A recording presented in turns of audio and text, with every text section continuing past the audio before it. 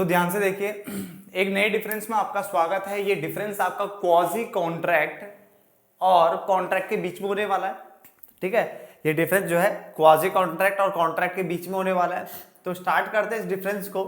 ठीक है, मैंने आपके लिए इसमें दो छह सात, मैंने 7 पॉइंट आपके लिए लिखे, जिसको पढ़ते ही आपको समझ में आ जाएगा कि क्वाजी कॉन्ट्रैक्ट क्या है और कॉन्ट्रैक्ट क्या है। ये अपने आप में एक इंपॉर्टेंट क्वेश्चन है, याद रखना, बीकॉम वालों के लिए खासकर। ठीक है, ये काफी इंपॉर्टेंट क्वेश्चन है, बहुत बार रिपीट होता है।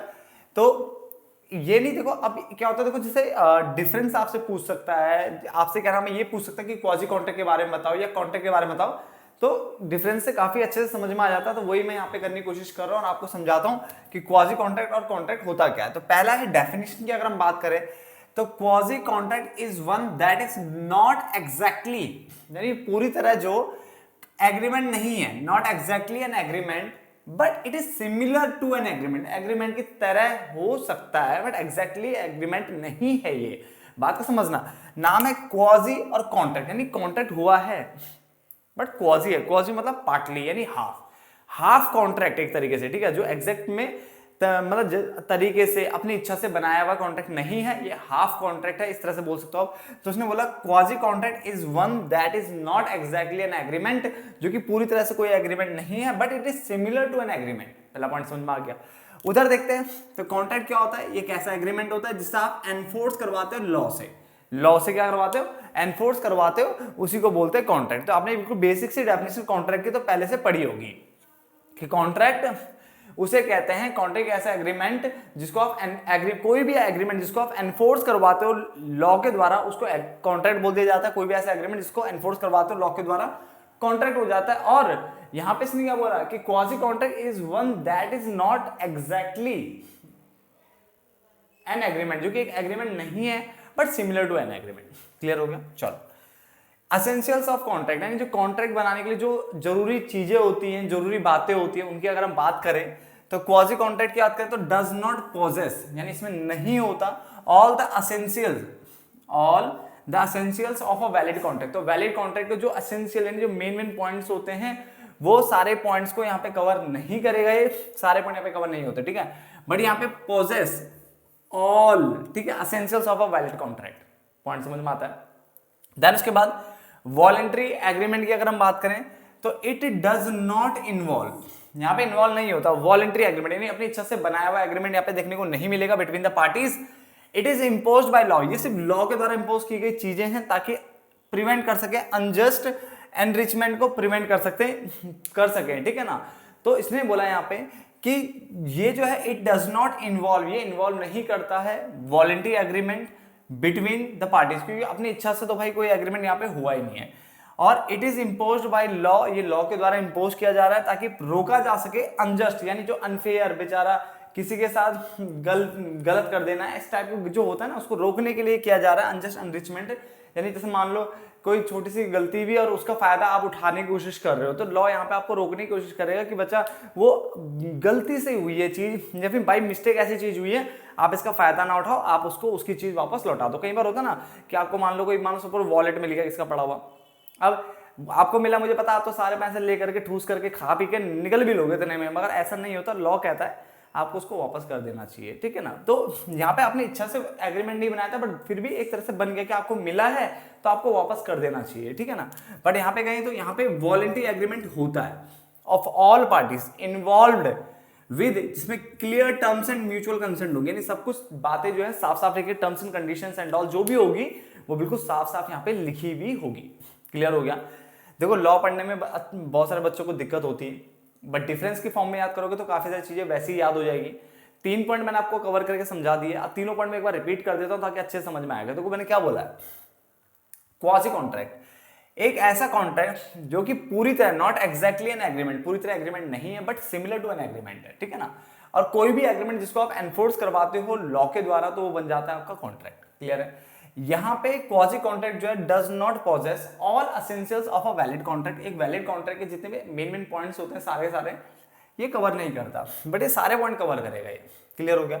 देन उसके बाद वॉलेंट्री एग्रीमेंट की अगर हम बात करें तो यहाँ पे कोई भी ऐसा वॉलेंट्री यानी इच्छा से किया गया एग्रीमेंट नहीं होता, ये लॉ के द्वारा इम्पोज किया जाता ताकि प्रिवेंट कर सके अनजस्ट एनरिचमेंट को, जो रोका जा सके, बट ये वॉलंटरी होता है।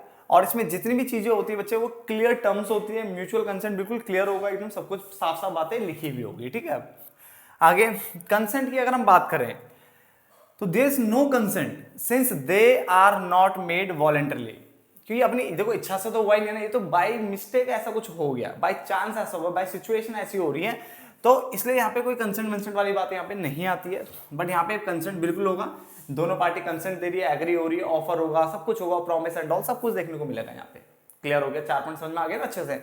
उसके बाद 5वां पॉइंट राइट्स की बात करें तो यहाँ पे जो राइट देखने को मिलता है वो राइट इन पर्सोनम देखने को मिलता है बेटा, ये राइट इन पर्सोनम होता है, जबकि यहाँ पे जो राइट है दोनों मिलेंगे, राइट इन रैम और राइट्स इन पर्सोनम दोनों ही देखने को मिलेंगे। अब ये होते क्या, राइट इन रैम का मतलब होता है जब आप किसी प्रॉपर्टी के अगेंस्ट राइट की बात कर रहे हो, यानी जनरल वे में, ठीक है ना, बड़े लेवल में किसी के लिए भी, तो ये प्रॉपर्टी से हो सकता है या किसी भी चीज से रिलेटेड हो सकता है, बट जो राइट इन पर्सोनम होता है वो पर्सनल होता है, किसी इंडिविजुअल से रिलेटेड होता है, तो ये पर्सनल है, ये पर्सनल नहीं है।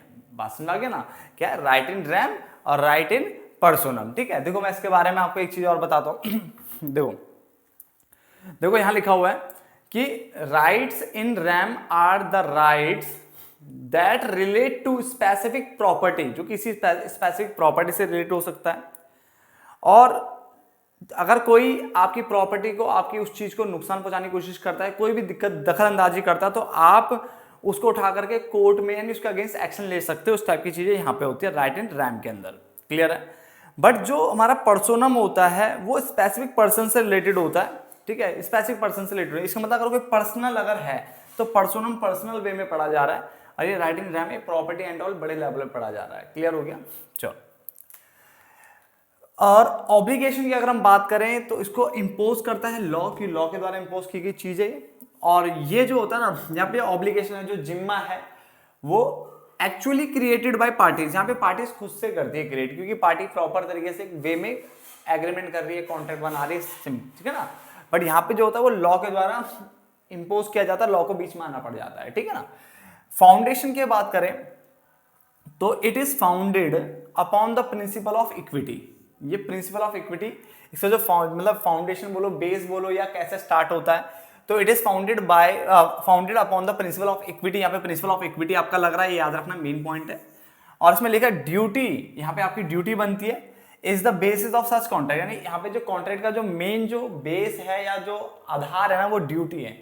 कि अगर आपको कोई चीज किसी की मिलती है, या कोई बाय मिस्टेक आपको, जैसे मान लो मैं अपने अकाउंट में पैसे ट्रांसफर कर रहा था आपके, ठीक है, गलती से चला गया किसी के, तो उसकी ड्यूटी बनती है कि वो मुझे वापस करे, अगर देखा जाए तरीके से, ठीक है। बट आजकल ऐसा करते नहीं है लोग, छुपा देते हैं, ठीक है, बट वैसे उसकी ड्यूटी बनती है वापस करना। बस में तो यहाँ पे ड्यूटी जो है बेस होता है, ठीक है, बेसिस होता है ऑफ सच कॉन्ट्रैक्ट। बट यहाँ पे लिखा है ये founded upon general principle of law. यहाँ पे जनरल प्रिंसिपल लगते हैं पहले तो, यहाँ पे प्रिंसिपल ऑफ इक्विटी, यहाँ पे general principle of law of contract लगेंगे। और एग्रीमेंट जो होता है, जो एग्रीमेंट बातें लिखी होती है, जो हमने डिसाइड की होती है, वो बेस होता है यहाँ पे बेसिस ऑफ सच कॉन्ट्रैक्ट। यहाँ पे कॉन्ट्रैक्ट का जो बेस है वो एग्रीमेंट है।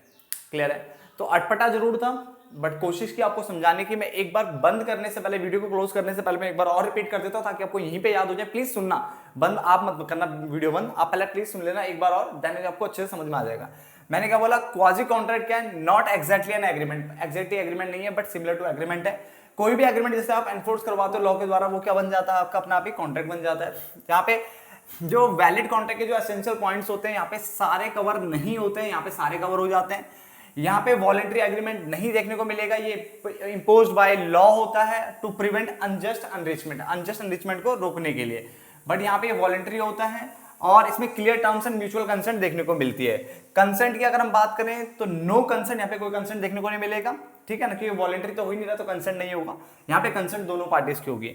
यहाँ पे जो राइट देखने को मिलेगा वो पर्सनल वाला देखने को मिलेगा। यहाँ पे रैम जो पर्सनल नहीं है, ठीक है, प्रॉपर्टी अटैच्ड प्रॉपर्टी का अगेंस्ट एंड ऑल जो जाता है वाला मिल जाएगा आपको, और राइट इन पर्सन दोनों ही यहाँ पे देखने को मिलेंगे। ऑब्लिगेशन की बात करें तो इम्पोज्ड बाय लॉ। यहाँ पे बात करें तो ऑब्लिगेशन जो है ये क्रिएटेड है, ठीक है, बाय पार्टीज लिखा हुआ है। Founded by principle of equity, यहाँ पे एक प्रिंसिपल ऑफ इक्विटी की बात होती है। यहाँ पे general principle of contract, general principle of law of contract, ठीक है, general principle of law of contract. यहाँ पे जो ड्यूटी है ना, वो बेसिस है किसका, सच कॉन्ट्रैक्ट का। बट यहाँ पे एग्रीमेंट जो है बेसिस है किसका, कॉन्ट्रैक्ट का, सच कॉन्ट्रैक्ट का। तो होप सो आपको डिफरेंस समझ में आ गया होगा। तो मिलते फिर एक और नई डिफरेंस में, तब तक के लिए धन्यवाद दोस्तों।